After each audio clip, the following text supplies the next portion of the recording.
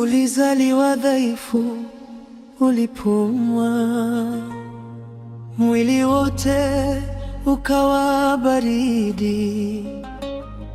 Madaktari wakasema haitoshi, moyo wake ukaanza kuungua.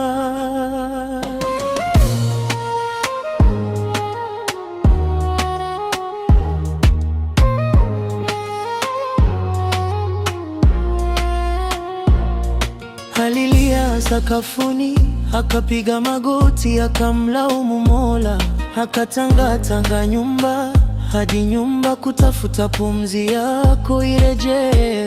Alipelekwa kwa waganga, akauza kanga, pete na shanga, kila kitu akatoa kafara, ili uamke, ili utabasamu tena.